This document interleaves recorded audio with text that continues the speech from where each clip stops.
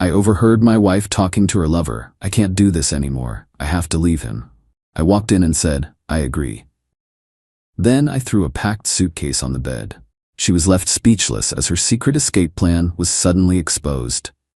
I, 42 male, always knew Stephanie was a collector of things. Antique teacups, first edition novels, stray bits of sea glass she'd find on our yearly trip to the coast. I just never realized I was one of them. Something to be polished and displayed until a shinier object caught her eye. The shinier object, I learned, was named Jason. It started subtly. The locked phone screen, a new thing for her. The sudden interest in a spin class that was conveniently across town. The way she'd smile at a text, a soft, private little smile that hadn't been meant for me in years. I'm not a fool, but I am, admittedly, a patient man. I believe in giving people enough rope. I just never expected her to fashion a noose with it and hand me the other end. The end came on a Tuesday. I'd come home a little early. The house was quiet. I walked into our bedroom to change, and that's when I heard it. Her voice, a hushed, urgent whisper from the adjoined master bathroom. I can't do this anymore, Jason. I have to leave him. It's just logistics. The house, the money. I need to figure it out, make a plan. A plan. My wife, the collector, was planning to discard me. My heart didn't shatter. It didn't pound. It went still. A cold, heavy weight in my chest. All the little details, the late nights, the vague excuses, they didn't just click into place. They fused together into a single, ugly picture. I looked at the suitcase on the top shelf of my closet. An old Samsonite, the one we used for weekend trips. I took it down. My movements were silent, deliberate. I opened our shared dresser, her side. I packed methodically, the expensive silk blouses she loved, the designer jeans, the cashmere sweaters. I didn't forget the toiletries from the bathroom cabinet, the fancy French face cream, the serum that cost more than our weekly groceries. I heard the toilet flush. Her footsteps approached the bathroom door. I waited until she was fully in the bedroom, her phone still clutched in her hand. Her eyes widened when she saw me, a flicker of panic in their depths. "You're home early," she said, her voice a little too bright. "I am," I replied, my own voice unnervingly calm. I lifted the packed suitcase and threw it onto the bed between us. The thud was heavy. Final. Her gaze dropped to the suitcase, then back to my face. The color drained from her cheeks. "What? What is this?" "You said you needed to leave," I said, meeting her stare. "I agree, so go." The silence that followed was more profound than any shouting match could ever be. Her mouth opened and closed, but no sound came out.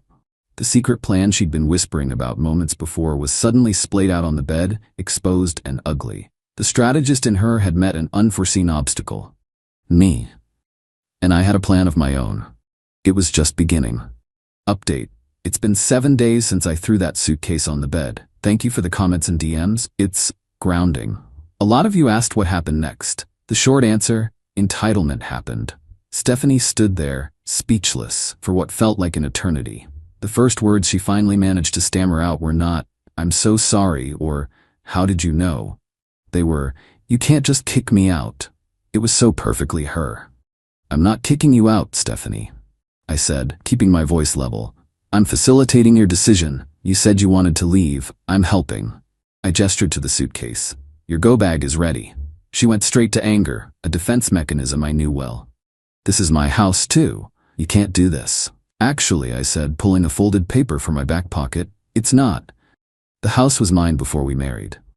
The prenup we both signed is very clear on that." The prenup.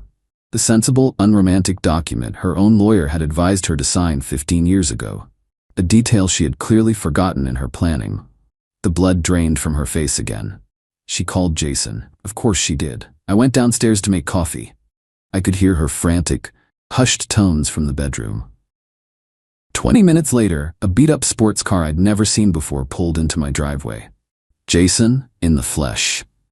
He's exactly what you'd picture.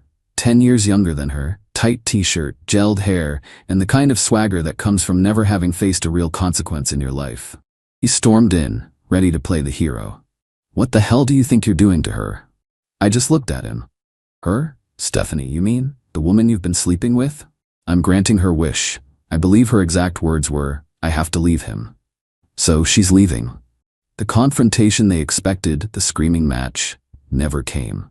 I just stood there holding my coffee mug, calm. It completely disarmed them.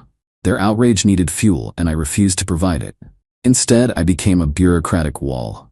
"You need to get your stuff out of my house," Jason demanded, puffing out his chest. "She has her suitcase," I said. "Anything else she believes is hers, she can list in an email. We can arrange a time for her to retrieve it with a police escort present to keep the peace." The mention of police deflated them instantly. Stephanie began to cry then, the performative, frustrated tears of someone whose script has been thrown out the window. She grabbed the suitcase, and they left. The email arrived the next day. It wasn't a list, it was a novel of demands. She wanted half the value of the house, spousal support, the car, which is in my name. She even listed emotional damages. But the part that truly showcased her mindset was the postscript. "P.S. You owe me for my half of the security deposit on the apartment. I put down my card."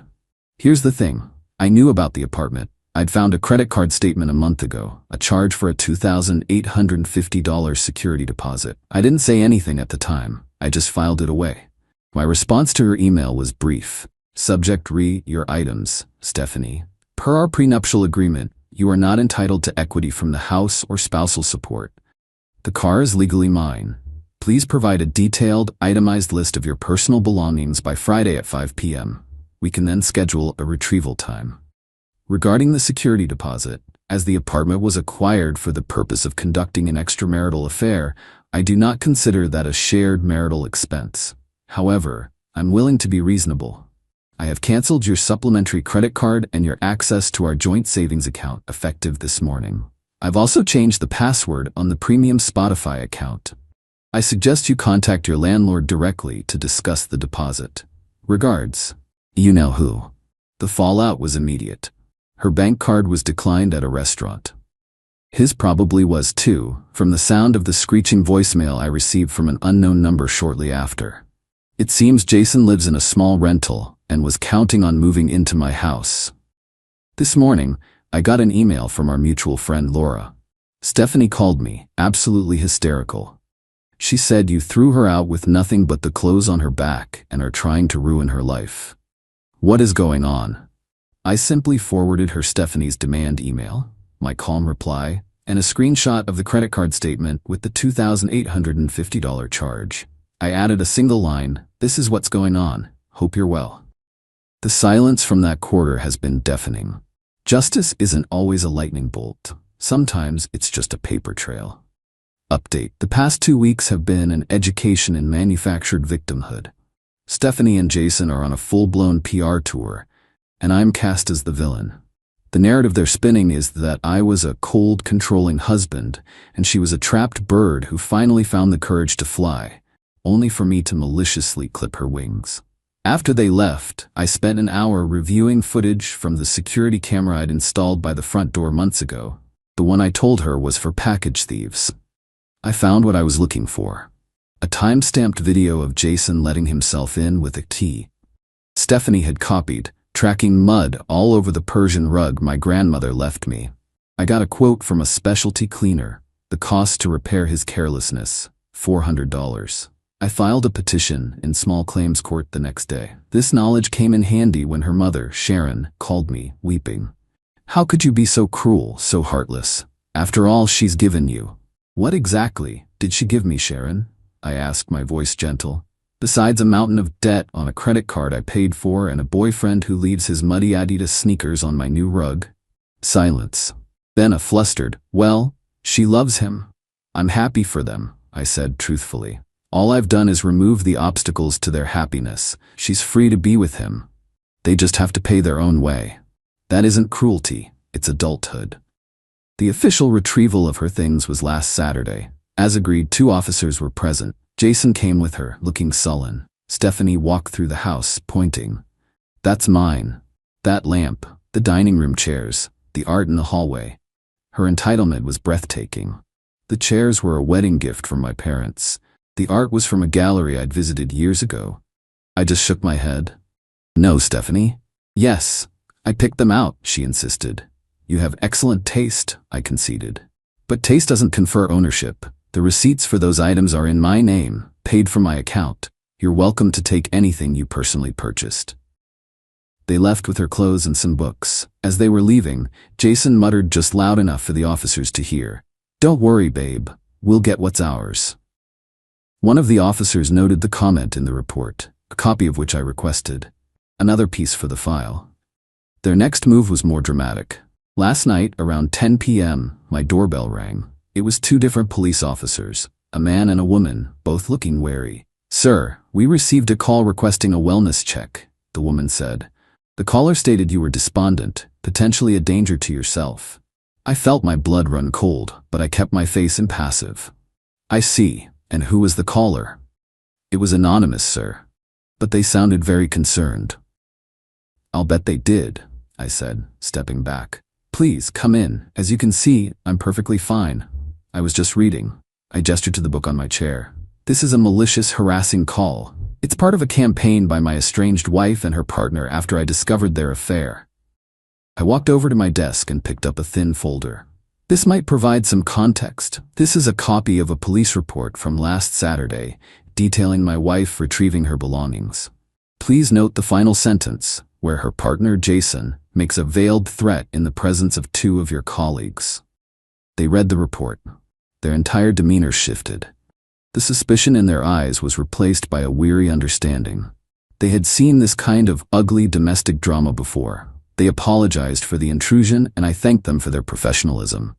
The incident was documented. Their campaign to paint me as unstable had just given me another official piece of paper proving a pattern of harassment. Final update. It's been 4 months. The dust hasn't so much settled as it has been swept away, revealing a clean, if somewhat empty, foundation. This is the final chapter, the resolution. The small claims court date was an interesting experience. Jason actually showed up, Stephanie in tow. He tried to argue the rug was already old and that the mud was hardly anything. He was loud and indignant. I was quiet. I presented the judge with the video still of him walking on the rug, the timestamp clearly visible. I had a signed affidavit from the rug specialist about the nature of the damage, and a formal, itemized quote for the $400 cleaning. The judge looked from my folder to Jason's blustering and back again.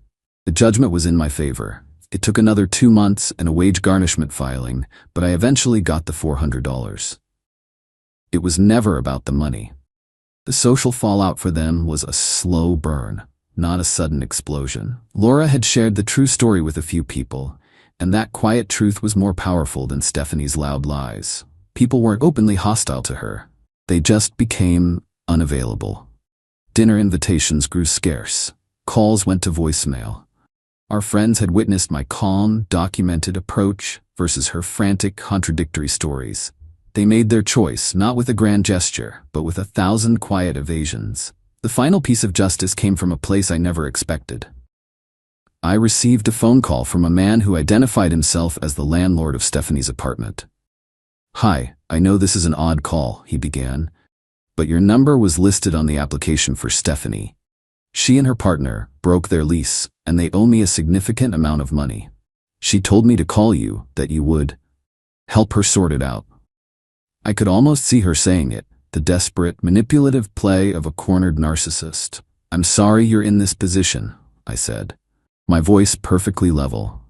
"Let me be very clear so there's no confusion. Stephanie is my estranged wife. I am not financially responsible for her. Her partner's name is Jason. The security deposit for that apartment was charged to a supplementary credit card in her name, which I have since canceled due to her using it to facilitate the very affair that ended our marriage. She has no access to my funds. Any suggestion that I would sort it out is a complete fabrication on her part. I wish you luck in recouping your losses from them directly." The landlord was silent for a moment, then let out a long sigh. "Thank you. That's very clear. I appreciate your honesty." He pursued them for the full amount. I heard through the grapevine it ended with them draining what little savings they had left. Their relationship, forged in the thrill of a secret, couldn't survive the mundane reality of shared debt and consequences. I saw Stephanie one last time in a bookstore downtown. She looked diminished. The vibrant confidence she always wore like a cloak was gone, replaced by a dull, resentful anger in her eyes. She saw me. Her face tightened and she turned away abruptly. There was no sadness in me, no anger, just a quiet sense of closure. She was a book I had finished reading. The house is peaceful now. I donated her things. I had the Persian rug cleaned, and it looks as good as new. The revenge wasn't a single, fiery act. It was the slow, methodical process of letting their own actions create their own prison. I didn't ruin their lives. I just held up a mirror and let them see the mess they'd made.